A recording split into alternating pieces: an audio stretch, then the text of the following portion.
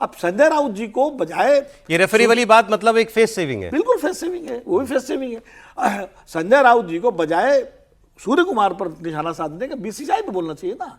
वो बीसीसीआई पे हमला करें, सरकार के बारे में बोले, लेकिन खिलाड़ियों को भी इन्होंने तो सर अपने पुराने साथी को नहीं छोड़ा। और आपको हैरानी होगी शायद वो बयान सुन के, मैं आपको सुनाता हूं।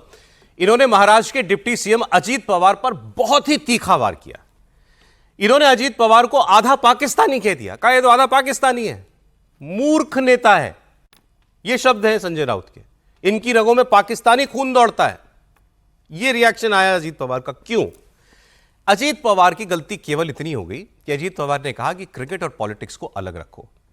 कुछ लोगों को लग सकता है कि मैच नहीं होना चाहिए, कुछ लोगों को इसमें कोई खराबी नहीं लगेगी, तो जिसको जैसा सुहाए वैसा ठीक है। यह बात उन्होंने कहा। अब इसमें क्या, किसी को क्या एतराज हो सकता है? आप खुद सोचिए इस ऐसी स्टेटमेंट के ऊपर। इस पर इन्होंने कहा कि भाई ये तो मूर्ख व्यक्ति हैं। अगर पहलगाम में इनके परिवार से किसी की मृत्यु हुई होती तो क्या ऐसी बात कभी कह सकते थे अजीत पवार? सुने। जाय तो अजित पवार जर असं बोलत असेल तर त्याच्या अंगातलं रक्त पाकड्यांचं रक्त आहे, कळलं?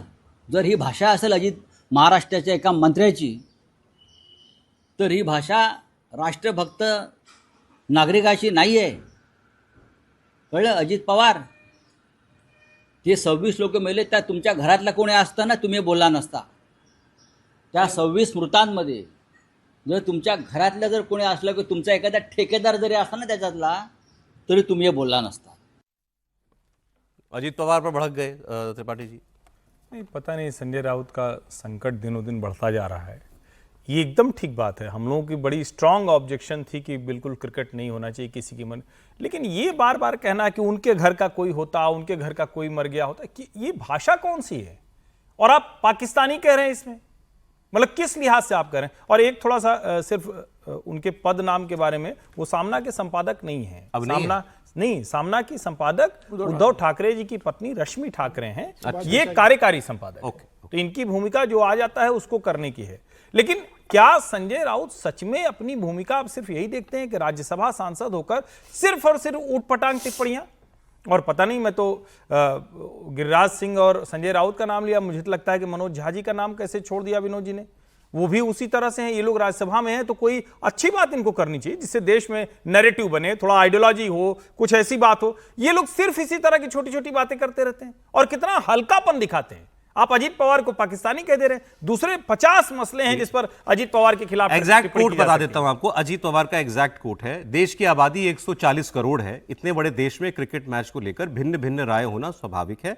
कुछ लोगों को लग सकता है चूंकि दोनों देशों के बीच रिश्ते तनावपूर्ण है इसलिए मैच नहीं होना चाहिए। कुछ लोग इस खेल का समर्थन भी कर सकते हैं। ये बात कही थी उन्होंने। इस पर संजय राउत ने, क्योंकि वो मराठी में था तो मैं आपको एग्जैक्ट बता देता हूं, हो सकता है एक आध शब्द इधर उधर छूट भी गए हो जो हमने आपको सुनाया। तो संजय राउत ने इस पर बोला है वो एक मूर्ख नेता है, वो आधे पाकिस्तानी हैं।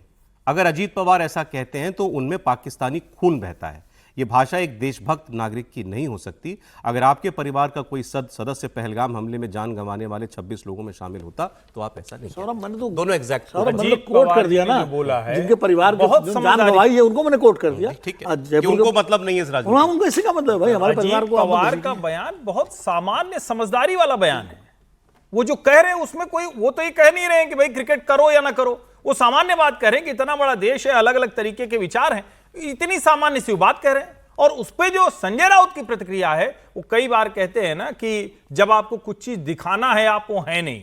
अब मुश्किल ये हो गई कि वो ना क्या कहते हैं, ना घर के न घाट के टाइप मामला हो गया है, ना वो हिंदुत्व वाले हो पाए हैं, ना वो सेकुलर वाले हो पाए हैं जिसकी चिट्ठी लिखाकर वो सरकार बनाई। मैं बताऊं इस बयान से मुझे हैरानी क्यों हुई। ये भाषा पर तो चलिए बात हो ही सकती है, लेकिन क्या शिवसेना यूबीटी ने अजीत पवार कभी हमारे साथ दोबारा आएंगे ये विचार त्याग दिया है क्या?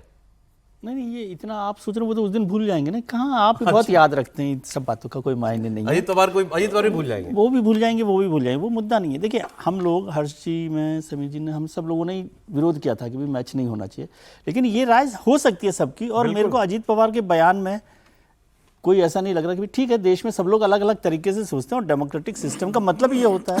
भाई यहीं पर आप लोग कह रहे थे मैच नहीं देखेंगे, इन्होंने कहा मैं देखूंगा। हाँ, देख नहीं पाए। लेकिन जो जिनको देखना था वो नहीं देख बीच पाए। में कह देता हूँ और इस पे तो बीच में करूंगा, टीवी खराब हो गई सर। सर अजीत पवार तो वैसे भी लोकतांत्रिक है। जब वो बीजेपी के साथ सत्ता में लौटे थे तो उनसे पूछा गया था कि आप तो बीजेपी के इतना घोर विरोधी थे, आप गठबंधन में चले गए, आप सरकार में बन गए।